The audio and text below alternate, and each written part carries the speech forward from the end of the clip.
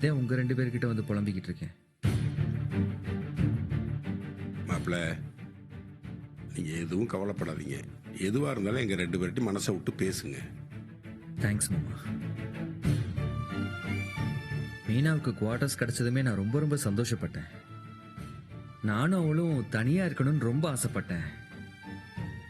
ஆனா இப்ப கடைசியா பார்த்தோம்னா நான் மட்டும்தான் அந்த குவார்டர்ஸ்ல தனியா இருக்கேன். வேலைக்கு போற நேரம் போக மீதி நேரம் ஃபுல்லா மீனா எங்க அம்மா வீட்லயே தான் இருக்கா. நானும் எம்புட்டோ தடவை சொல்லி பார்த்துட்டேன். ஆனா அவ கேட்கவே மாட்டேங்கிறா. எல்லாத்துக்கும் திட்டுறா, சண்டை போடுறா. வீட்டுக்கு ஒரு பொருள் வாங்கினாலும் சண்டை, வாங்கலைனாலும் சண்டை. தொட்டதுக்கெல்லாம் சண்டை. காலையில லேட் ஆனா அதுக்கு ஒரு சண்டை. சாப்பாடு கேட்டேன், அதுக்கு ஒரு சண்டை. ஏன் சண்டை ஓரன்னு கேட்டதுக்கு அதுக்கு ஒரு சண்டை.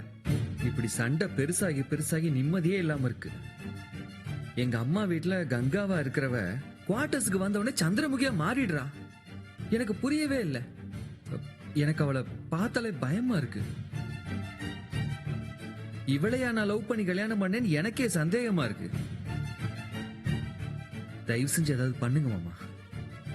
அத்த, நீங்களும் ஏதாவது பண்ணுங்க. அவகிட்ட ஏதாவது பேசுங்க. அவளை எப்படியாவது சரி பண்ணுங்க. என்னால முடியல. எனக்கு அப்படியே பைத்தியம் பிடிக்கிற மாதிரி இருக்கு.